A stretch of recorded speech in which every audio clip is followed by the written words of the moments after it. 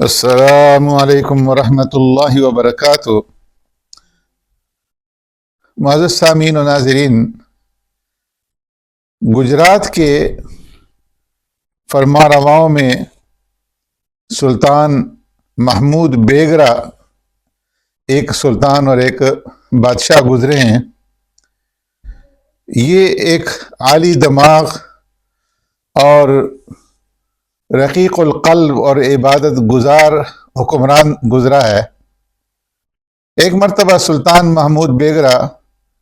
شب قدر میں علماء اور صلحاء کی صحبت کے اندر، ان کی مجلس کے اندر موجود تھا، اور تمام علماء کوئی نہ کوئی روایت بیان کر رہے تھے۔ تو ایک عالم نے ایک روایت بیان کی کہ قیامت کے دن آسمان سے آفتاب نیچے آئے گا اور گناہگاروں کے سروں پر آفتاب ایک نیزہ پر ہوگا، اور اس کی سوزش سے وہ جل رہے ہوں گے۔ اگر ان میں کوئی حافظ قرآن ہوگا تو وہ اپنے اسلاف کی 7 پشتوں کی سفارش کرے گا، اور اس کی سفارش سے اس کے اسلاف کی 7 پشتیں رب العالمین کی نور رحمت کے سائے میں ہوں گی، اور آفتاب کی گرمی کا اثر ان کے اوپر نہیں ہوگا، کیونکہ وہ کلام ربانی کی برکت حافظ کے سینے میں محفوظ رہے گی۔ تو یہ سن کر کے سلطان محمود کے منہ سے ایک سرد آہ نکلی، اور اس نے کہا کہ کاش میرے لڑکوں میں سے بھی کسی کو یہ سعادت حاصل ہوتی، تاکہ میں بھی اس کی کرامت اور بزرگی کا امیدوار ہوتا۔ سلطان کا لڑکا خلیل خان اس کی مجلس میں موجود تھا، جو آگے چل کر کے پھر سلطان مظفر کے لقب سے تخت نشین ہوا۔ اس نے اپنے باپ کی یہ بات سن رکھی تھی، اس کے باپ کے دل سے جو آہ نکلی تھی اس کو اس کا علم تھا۔ تو کچھ دنوں کے بعد اس کو بڑودہ کی جاگیر دے دی گئی، اور سلطان کا یہ لڑکا خلیل خان اپنی اس جاگیر میں چلا گیا، اور وہاں جا کر کے اس نے قرآن کریم کی تلاوت اور حفظ جو ہے اس کا اہتمام شروع کیا۔ اس کا تلاوت قرآن اور حفظ کے سوا وہاں پر کوئی کام نہیں تھا، وہ صرف قرآن کریم کی یاد میں اور اس کے حفظ میں مشغول رہا۔ کثرت کے ساتھ قرآن کریم کی تلاوت جو ہے وہ کرتا رہا، اور اس کے مقربوں نے کہا کہ کلام پاک میں ہے کہ لا یکلف اللہ نفسا الا وسعها، کہ اللہ تبارک و تعالیٰ کسی انسان کے اوپر اس کی وسعت سے زیادہ بوجھ نہیں ڈالتے، لیکن ان کی مسلسل تلاوت کی وجہ سے آنکھیں آشوب کر آئیں، اور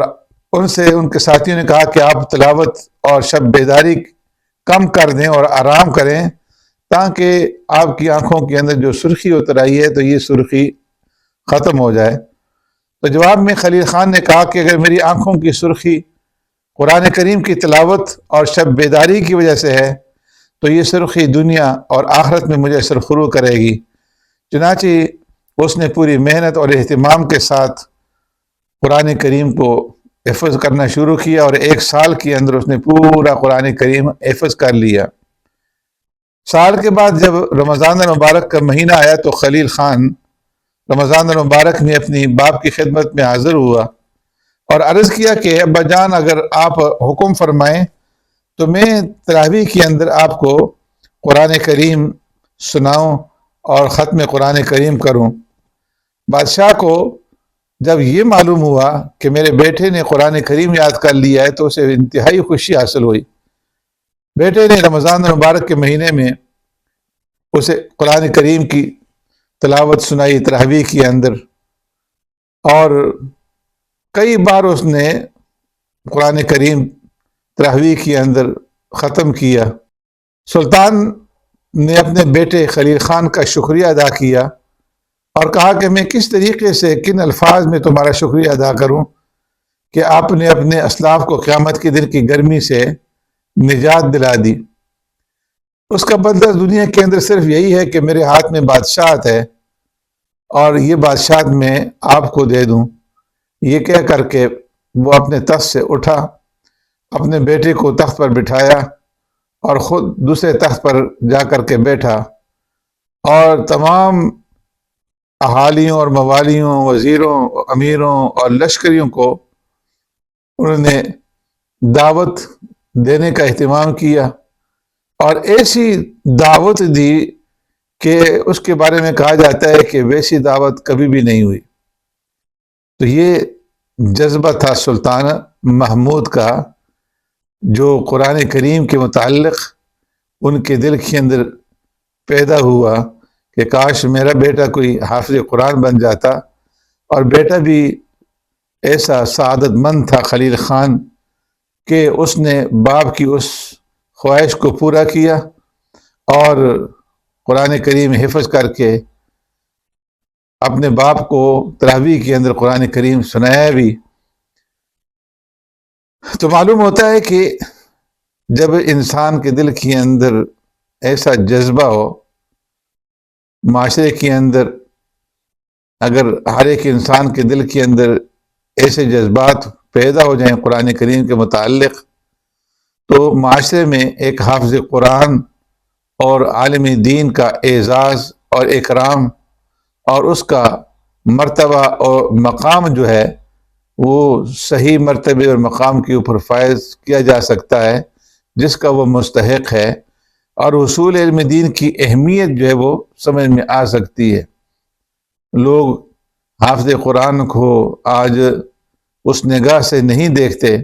جس نگاہ سے دیکھنا چاہیے، اور اہل علم کا، علماء کا اس طرح اکرام نہیں کرتے جس اکرام کے وہ مستحق ہیں۔ تو اللہ تبارک و تعالیٰ قرآن کی سچی محبت ہمارے دلوں کے اندر اسی طرح پیدا کر دے جس طرح ہمارے پیش رو ان اہل ایمان کے دلوں کے اندر اللہ نے قرآن کی اور اہل علم کی اور دین کی محبت پیدا کی تھی۔ سبحانک اللہم بحمدک نشہد ان لا الہ الا انت نستغفرک ونتوب الیک۔